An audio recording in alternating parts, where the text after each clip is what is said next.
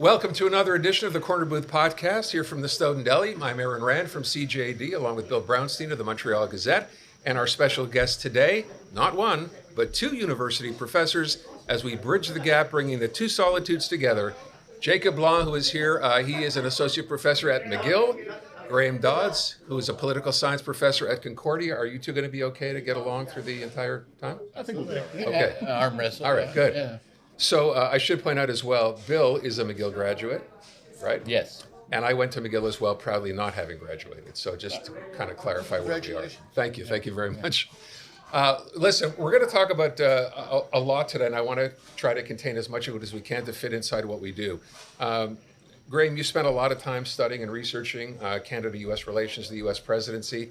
I don't think, you tell me, we have ever been at a point in Canada where we have been this concerned about what might be happening vis-a-vis the U.S. presidency and the U.S. administration in general. Is that accurate? I think that's sad but true. Yeah, this is a tough time, certainly in my memory, and as an historically minded political scientist. No, I think you'd have to go way, way back. War of 1812 sort of thing? Is that what we're talking about? So, no, it's a tough time, and I think that Prime Minister Carney has rightly said that this is a change, that Canada can no longer rely on the United States. Right. And that's a horrible thing to say, but I think it's sad but true. You begin to have to wonder, if we go back early on in the second Trump term, this idea of, like Canada, maybe we should annex Canada. I think we all forgot about that for a while because, he says something different every day. Do you think now, given what we've seen happen in Venezuela, given what this administration is talking about doing in Greenland, is there more reason to worry that something like this could happen here, or is that off the table? Where Trump is involved, I really don't like to make predictions because he is so radically unpredictable. He changes his mind from one minute to the next. I mean, his supporters say, well, he's mercurial. Okay, fine. But as a world leader, you kind of want some dependability and predictability. He is not that. But it is true that this was sort of on the back burner for a while, and now all of a sudden it's front and center. I thought early on this was just a way to sort of soften up Canada with in advance of renegotiating, NAFTA 2.0. But he's back at this, so he knows that it gets under the skin, and I think he enjoys that. He is a bully, and he's not above these sort of provocations. But it's diversion, is it not, Jacob, to a certain extent? Some people attribute all of this madness, this lunacy, to the fact that the Epstein files still consume him so much that he will plan to invade a country, take over a people, take over their oil supply and all. It's just madness on a level that none of us have ever seen. I mean, go way back. I mean, back in the days of the jolly old English court where they had kings who were inbred or something, you would, like the madness of King George, this is unheard of. Well, as a historian, it's hard for us to say everything is ever unprecedented, right? We always have some precedents, but what Trump is doing right now is probably verging on us being able to say this hasn't happened before, to this type of an extent. For scholars of Latin America, normally we don't have to think about the Epstein files as something that is going to enter our sphere of influence, but unfortunately it does seem at a moment of kind of domestic turmoil, tanking economy, pressure around the Epstein files, around questions of immigration and violence going on within American cities, the old tried and true form of foreign invasion as a way to kind of rally nationalistic support and distract people from problems at home. And we're seeing this convergence. Foreign invasions, but he wants the country's oil, for God's sake. It's this is nuts. It has nothing to do with the narco-terrorism, I think, on a certain level. I mean, the guy from Honduras who was jailed for a lifetime has been pardoned. Bigger narco-terrorist in the eyes of many than certainly this guy was in Venezuela. And now he's talking about taking over the country and keeping all the oil money. Where does this come from? Well, what's different of what Trump is doing is there's a long line of history of U.S. intervention in Latin America, but it's done more subtly, right? It's done a bit more clandestinely through back channels, through CIA. Sometimes there were boots on the ground in El Salvador and Haiti earlier, in Panama earlier in the 20th century. But what we see now is Trump going directly into a country and not even pretending that it's about ideology, right? You can think about the press conference that he gave at Mar-a-Lago over the weekend, which again, telling that it was in Mar-a-Lago and not in Washington, D.C., talking about the capture of Maduro. He did not once use the word democracy. Right. So it's not even trying to pretend that it's for the sake of improving political systems around the world or exporting the U.S.'s beacon on a hill model of political democracy. And he doesn't even want Machado. She won the Nobel Prize, and because he didn't get it, he won't deal with her. What's this about? Well, so there's a lot of thoughts on why the Trump administration isn't backing Maria Corina Machado to be the kind of more logical heir to Maduro now having been captured. He doesn't necessarily trust that if there's a system of regime change in place, that things will get better. And so right now, he's kind of afraid of perceiving to have broken Venezuela, where if they keep the systems in place and something goes wrong, it's the problem Venezuela. They're trying to have regime change without actually changing the regime and avoiding a lot of the infighting and factionism that comes about any time after you change a leader. I want to get back, if I can, Grave, just for a second. So there's a report actually out this morning, the Eurasia Group, coming out and saying that no country would be more profoundly or negatively affected by the political upheaval in the U.S. than Canada. So we talked about this idea of annexation, maybe more bluster than anything else. But when we're talking about what we are potentially looking at here, what is that? I mean, in your estimation? This is a big question. I don't think even the Canadian government is really sure of what to expect, let alone how to strategize about how to avoid it or improve it. There's just chaos here. And, early in Trump's first term, if we can think back 8 or 9 years ago, people were saying, my God, this is chaos. This is a circus, this clown-like behavior. Is there a method to the madness? And, Trump's supporters at that time said, oh yeah, he's doing 4D chess. He's light years ahead of where we mere mortals can strategize. All these years later, I don't think there is a method to the madness. I think what you see is what you get. Now, early in Trump's first term, Steve Bannon said, we're going to flood the zone with SHIT to distract people from what's really going on. There might have been a logic to it. Right now, I don't think so. I think there is this idea of a distraction, and there's a long history of American politics. Isn't that on a grander scale right now, though? It is. So, Trump's looking at the whole globe, right? It's Greenland next, and Marco Rubio is going to meet with Greenland officials to see what could be done. So I do think there's something to this idea of distraction. I also think this is maybe the culmination of Trump saying out loud what he has long believed. He does not like to be restrained. He chafes at constraints. He doesn't like to be told, no, you can't do that. He's been acting as if he can do whatever he wants. And just yesterday, he told the New York Times he can do what he wants in as many words. He says international law, no. Congress, no. Checks and balances, no. He says he is bound only by his own morality. God help us all when the most powerful person on the planet is constrained only by the morality of Donald Trump, this thrice married, twice impeached, multiple times indicted person. If that's the only limit on what this guy's doing, I just don't know. So what's our best? I mean, we're talking about a Kuzma on and off now for a while. The fact that it does have to be renegotiated. What's Canada's position here with respect to what we give up, don't give up? We've been talking, for example, here in Quebec specifically. We have the dairy industry, which is obviously controlled. The lumber industry, which has taken a hit, aluminum. Where do you see that going? Because it's up to Donald Trump to simply say, no, you can't have any of that. We want all of it. We want all this business to come to the U.S. Is that what we're looking at here?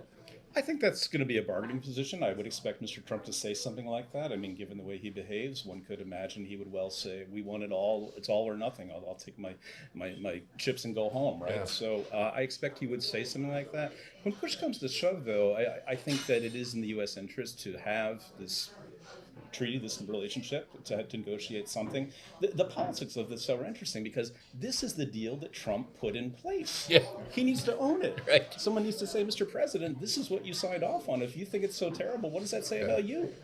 That was then. This is now, though, right? And here we are, second term. The nuttiness, to me, is he doesn't think about what he's created on the world stage. He has emboldened countries like China. Russia says, hey, you're going into Venezuela, taking their mineral rights.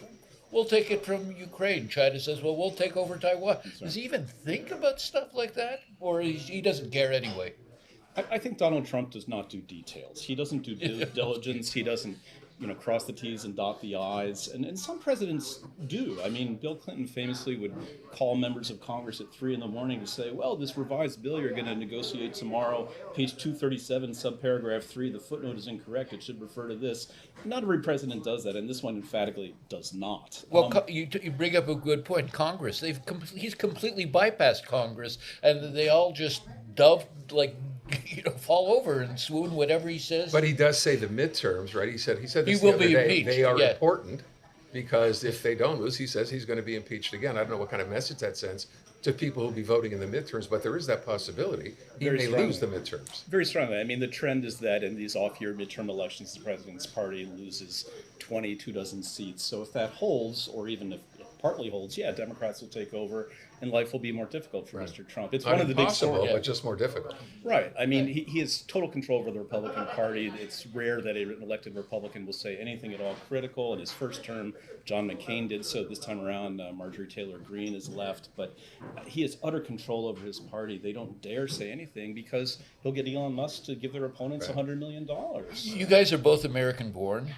You fled here, and you're from Philadelphia? I'm from Philly. And you're from San Francisco.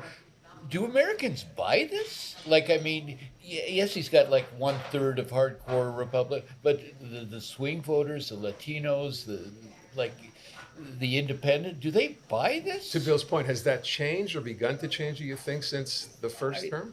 He has a strong appeal to the MAGA base. He said himself when he was just getting started in politics, 8-9 years ago, he could walk down Fifth Avenue and shoot someone and nobody And would he's bat right. an eye. And he's Yeah. absolutely right. Yeah. So for people who love him, they will not be disabused no matter what. So let me ask the question with respect to Latin America, specifically, Jacob, you study this. He did what he did in Venezuela. What I found really interesting was after the people sort of, after the panic or whatever died down, people said, wait a second, look at Venezuela. So the Chinese are in Venezuela, the Russians are in Venezuela, they do business with both of them. Iran came up in the conversation. How many players like that are there in Latin America? Because if he did it in Venezuela, where's his likely next target potentially?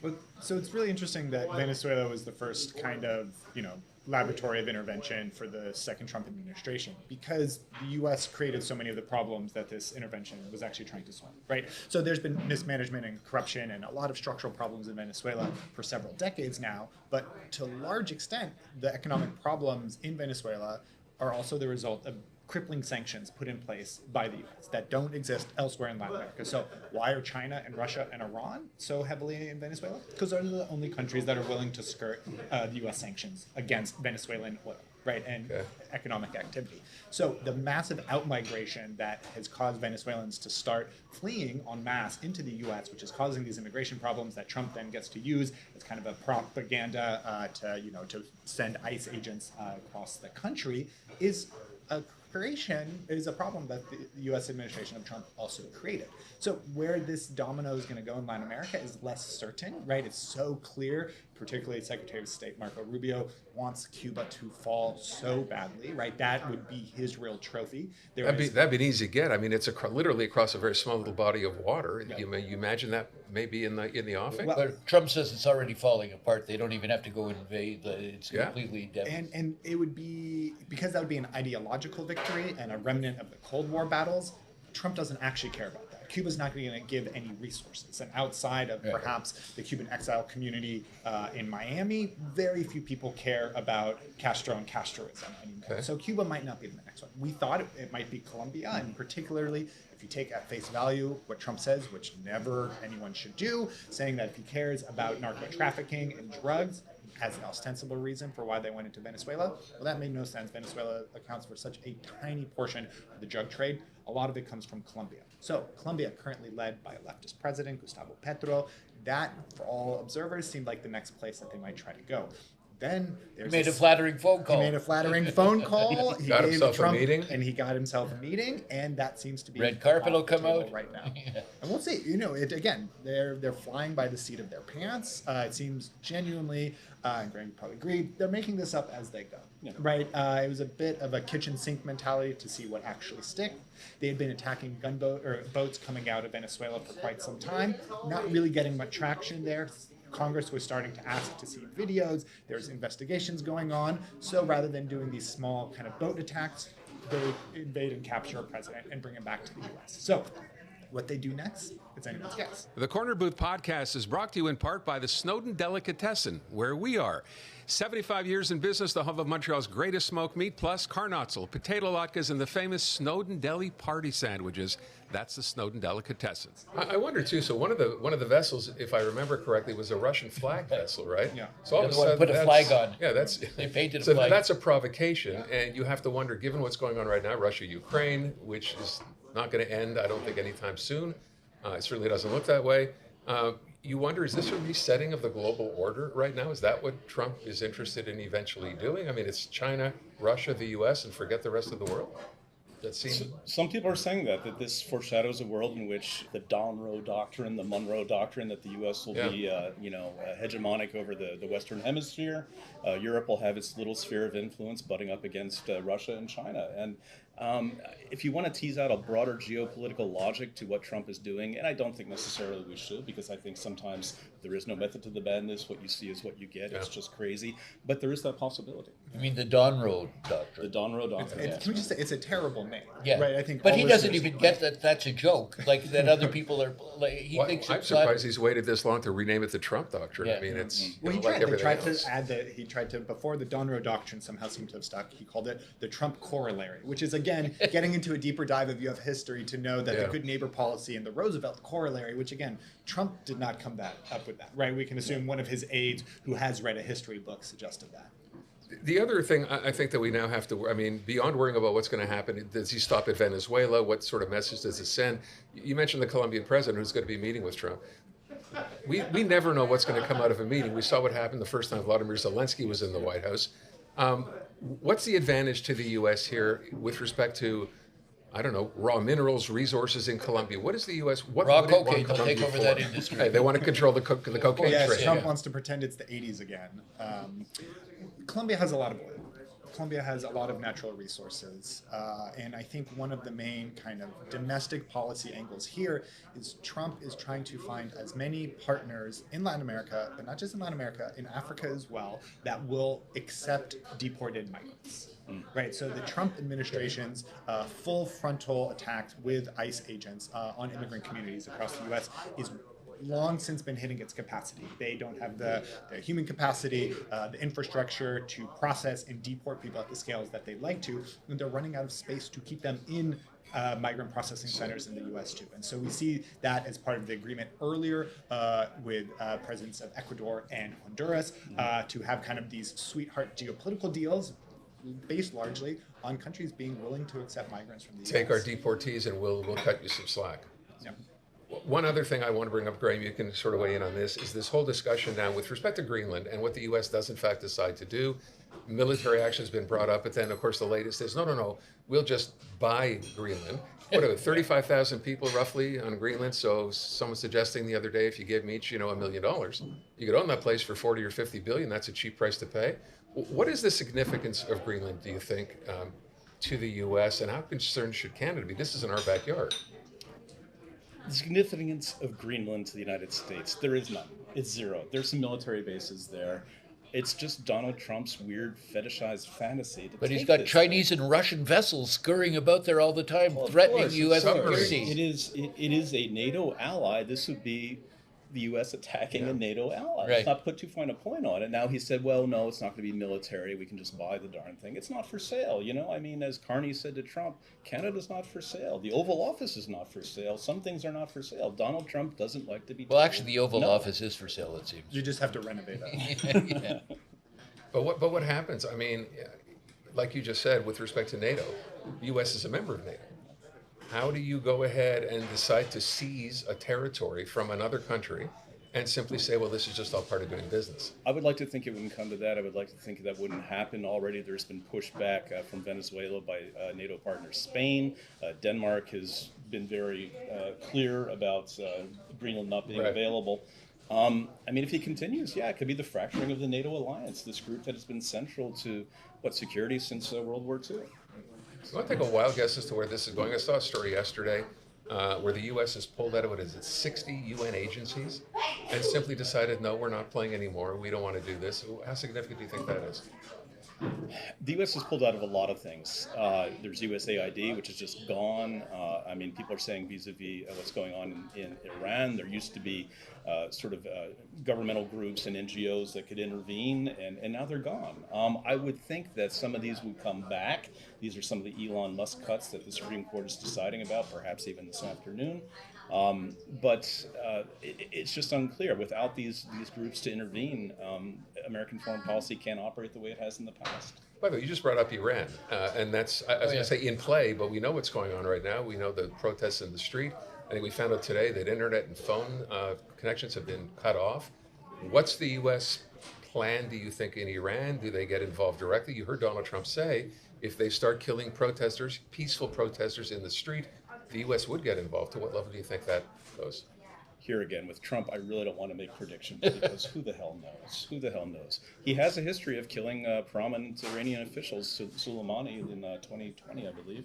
So who knows? The greatest irony of all is the fact that he was elected as an isolationist president, that he would never get involved in wars like Bush did with Iraq or this or that, or Afghanistan or anything like that. Has there ever been a more non-isolationist president in like the last 100 years? This is a tension in the Republican Party. People who said, gee, after Iraq and Afghanistan, maybe we should not be in the nation-building business. We should focus at home. And I think many traditional Republicans, to the extent they're still out there, hold that view. So this is an issue. But another aspect is this guy wants the Nobel Peace Prize, right? Yeah, right. Let's not forget that. I don't think he's the Nobel get Peace it. Prize. He did. Yeah. I think whoever comes after him will get the Nobel Peace Prize for not being him, which is just what happened with Barack Obama after George W. Well, you raise an interesting point. That's the big problem in a lot of people's minds, is who's going to come after him? Is there anybody in the Democratic Party who's going to... You think there are going to be more elections, Bill? That's the big question. And I think that's part of the problem that we're seeing is compared to the first Trump administration, where, again, as Graham said, it was chaos, but still somehow had limits. What we're seeing here is really kind of an unconstrained lame duck. And normally lame ducks act much more lame than Trump is doing right now. So an optimistic take is that he knows that he won't run for re-election again, and he is trying to cement his legacy so broadly. He's He's not still entertaining the idea of going for a third term? And could he do it if he decided to? No, absolutely not. There's no ambiguity. This is not a gray area. The answer is no. There's a widespread misapprehension that it's 2 consecutive terms. That's just wrong. So the answer is no. He couldn't do it. Does that mean he won't try? I don't want to be overly conspiratorial or pessimistic, but it's not beyond the realm of possibility. That, the Supreme Court will bend once again towards him. That's the most brilliant, diabolical thing he ever did, was loaded with, like-minded people. By the way, I did want to bring up one thing. We talk about Trump and what's going on right now with respect to Latin America, for example, but this is not new for the U.S., right? There was Manuel Noriega in Panama. We've had the U.S. invade Grenada before. So how different is this, or is it just the rationale being used that's different this time around? Well, the rationale that's being used is that there actually is no rationale. Right, you say at certain points it's for the Venezuelan people. Then Trump is saying nakedly, well, it's for oil, right? And so the fact that compared to what happened in Grenada and to Panama, where it was about regime change, it was about the benefit that would come with exporting a U.S.-style democracy to these countries. Here, it's just a blatant power grab. And so why Trump is doing this, he gives different reasons every day. So I'm confused about one thing. I think most people who follow this are, if the idea was to take Maduro out of Venezuela and put in a government more favorable to the U.S., or as you said, regime change, he's got a vice president who's in the same administration. How does that play out as regime change? And what will happen, do you think, with respect to Venezuela's future? I think Trump was quoted yesterday, or maybe even today, saying, we're going to be there for many, many years. What does that mean? He's in charge. Well, he wants his cake and he wants to be able to eat it too, right? So he wants to be able to claim this trophy of removing Maduro, who was overwhelmingly unpopular, both within kind of the foreign exile community in the States and also within the country, right? He had been ruling autocratically for quite some time. But he wants to then not have to own any mistakes that will inevitably happen when the economy continues to sputter. It takes a really long time to rebuild political systems. It's going to take years and years and billions of dollars of foreign investment to get the Venezuelan oil industry even going back. So Trump's big trophy of bringing gas prices down for American consumers is also a pipe dream. That's not going to happen. So he is hoping that removing Maduro will be enough to satisfy the opposition within the country, which of course it will not be. There is a strong opposition movement that is now being cut out of the political process entirely. What kind of sweetheart deals did Delcy Rodriguez, the vice president, current interim president, make to be able to stay in power, to give up Maduro? We don't know. We might find out soon. But there's been no indication that elections will be called, that political systems would be changed. There's still repression going on. People in Venezuela are afraid to celebrate the capture of Maduro because Maduro's party is still in power. And they are going through this pantomime of also weeding out those who might celebrate Maduro's capture, right? So there's this really tense political game going on the ground that Trump does not care about, because he does not actually care about the well-being of Venezuelans. He cares about being able to put Maduro on trial in the States and try to claim a victory of capturing oil, even though both are now going to be much more protracted, right? It feels like, they're a dog that finally caught its tail and he's not quite sure what to do. So I really do think they're making this up as they go.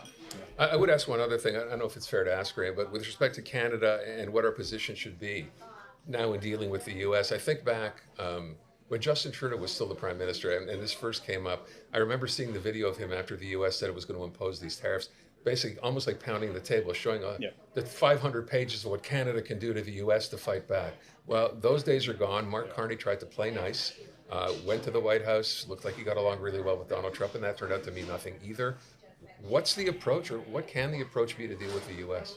I don't think you want to provoke the guy. You don't want to poke him because he has very thin skin and he will respond. Again, this came up in the Trudeau era where, Justin would say something mildly critical and the president would leave. So you don't want to provoke him. I do think there's some political hay to be made here in Canada to strike a tougher tone against the American administration, the Trump administration. So there could be some political gain for being critical of Trump, but man, you don't want to provoke the guy. So I think the only thing you can really do is what the prime minister is trying to do, which is slowly diversify Canada's portfolio against, this over-dependence on the United States. But that's a hell of a task. It takes years and years and years. And even then, if you're lucky, you'll go from, 80% to 60%. There's only so much Canada can do. Yet at the same time, you have Mark Carney going to China next week. First time a Canadian prime minister has been there in almost 8 years. And there are people, of course, here wondering, what are we doing going to China? That's the same country that put 2 of our Canadian people in jail and left them. So that's got to be a tough gap to bridge as well, I would think, right? It is. But the reason he's going is to diversify, to increase trade with countries like China in order to decrease reliance on an unreliable United States. We have no choice, right? We need them. That's right. Do you foresee at some point that we're going to think we woke up from a very bad dream, like in the future? I mean, what kind of future do you foresee? Like, not just vis-a-vis Canada, the U.S. Is something going to change? Is something going to give? Like midterm elections? Will they? And you're saying if there are in fact elections, will something give? I don't know. The question is, to my mind, are we in Trump's world in perpetuity now? Does the old system, is that just in the ancient past, and the old rules and traditions and norms and expectations are out the window, down the toilet?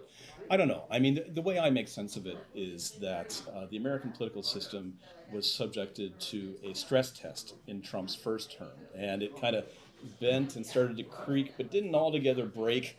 But it didn't quite recover during Joe Biden. It didn't get back to its healthy pre-Trump position. So it's in a weakened form, and in Trump 2.0, he's even more aggressive than he was the first time. So this is a real test for the American regime, and I would like to think it would survive. Will it survive intact? I don't know. I'd like to think there's a future out there where we won't have alternative facts and where presidents are expected to be civil and polite and not denigrate whole groups. But maybe I'm hopelessly naive. Where the Trump Kennedy Center will revert to being the Kennedy Center. Exactly. What about you, Jacob? What do you foresee? I think something's going to have to break first, and something has already broken, right? Civic trust, not to say there was ever sanctity of the Oval Office, but to have it now existing in a place of almost, blatant corruption and power grabs and financial grabs for him and his family, something is broken, but something's going to really have to dissolve before we realize that something has to change, right? We can think comparatively, why is the U.S. unwilling to respect global norms in the way that, at least ostensibly, the European Union and NATO allies will be as well? More recently, there was a world war fought on primarily on European soil. And so the stakes of what was breaking in a global order felt and feels continuously more palpable for Europeans and for those in Asia and those elsewhere in the world. I still don't think the average American knows that the stakes can be so high for their daily life to change dramatically.